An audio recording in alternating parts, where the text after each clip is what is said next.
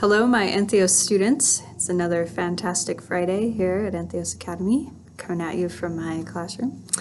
And this is First Chapter Friday. This is my fourth episode. And today I'm going to share with you a book that I loved as a child. And you might be a little surprised to learn that I did not love reading as a child. It wasn't until I was an adult that I appreciated reading. But this book I loved. And the book is called The Summer of the Monkeys. And I remember as a kid, I finished this book without having anyone help me because I wanted to know how it ended. So I'll just read you I have to read the whole thing because I can't find an audio on it. But I'll just read you a little bit about what it is about, and hopefully it piques your interest. It's fiction, but definitely a heartwarming book that I loved. And pretty funny. It starts out, the last thing a 14-year-old boy expects to find along an Ozark River bottom is a tree full of monkeys. Jay, Barry's grandpa, had an explanation, of course, as he did for most things. The monkeys had escaped from a circus, and there was a handsome reward in store for anyone who could catch them. Grandpa said there wasn't any animal that could be caught somehow, and Jay Barry started out believing him. But by the end of the Summer of the Monkeys, J. Barry Lee had learned a lot more than he bargained for.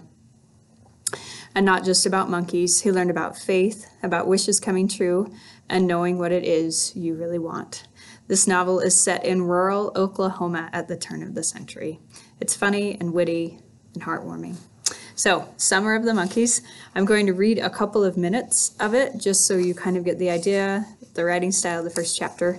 It's in first person. It's Jay himself who is reading. So, here we go. Summer of the Monkeys.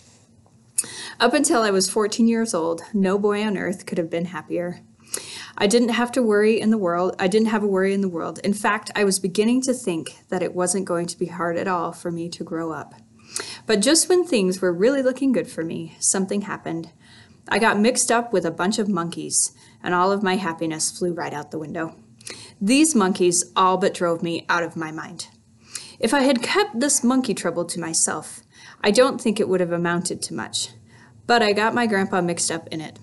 I felt pretty bad about that because Grandpa was my pal, and all he was trying to do was help me. I even coaxed Rowdy, my old blue tick hound, into helping me with the monkey trouble. He came out of the mess worse than Grandpa and I did. Rowdy got so disgusted with me, monkeys and everything in general, he wouldn't even come out from under the house when I called him. It was in the late 1800s that the best I can remember. Anyhow, at the time, we were living in a brand new country that had just been opened up for settlement. The farm we lived on was called Cherokee Land because it was smack dab in the middle of the Cherokee Nation. It lay in the strip from the foothills of the Ozark Mountains to the banks of the Illinois River in northeastern Oklahoma. This was the last place in the world that anyone would expect to find a bunch of monkeys. I wasn't much bigger than a young possum when Mama and Papa settled on the land, but after I grew up a little, Papa told me all about it. How he and Mama hadn't been married very long and were sharecropping in Missouri. They were unhappy too, because in those days, being a sharecropper was just about as bad as being a hog thief. Everybody looked down on you. Mama and Papa were young and proud, and to have people look down on them was almost more than they could stand. They stayed to themselves, kept on sharecropping, and saving every dollar they could, hoping that someday they could buy a farm on their own. Just when things were looking pretty good for Mama and Papa, something happened. Mama hauled off and had twins, my little sister Daisy and me. Papa said that I was the first. I was born first, and he never saw a healthier boy. I was as pink as a sunburnt huckleberry and as lively as a young squirrel in a corn crib. It was different with Daisy, though. Somewhere along the line, something went wrong, and she was born with her right leg all twisted up. The doctor said there wasn't much wrong with Daisy's old leg. It had something to do with the muscles, leaders, and things like that, being all tangled up. He said that there were doctors in Oklahoma City that could take a crippled leg and straighten it out as straight as a ramrod. This would cost quite a bit of money, though, and money was one thing that Mama and Papa didn't have. Mama cried a lot in those days, and she prayed a lot too, but nothing seemed to do any good. It was bad enough to be stuck there on the sharecropper's farm, but to have a little daughter and a twisted leg and not be able to do anything for her hurt worst of all.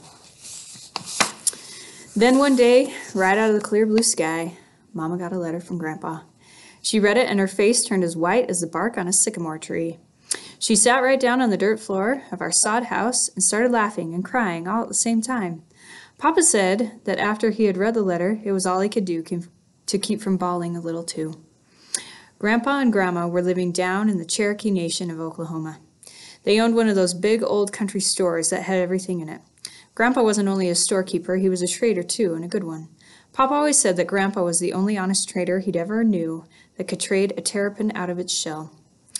In this letter, Grandpa told Mama and Papa that he had done some trading with the Cherokee Indian for 60 acres of virgin land, and that it was theirs if they wanted it.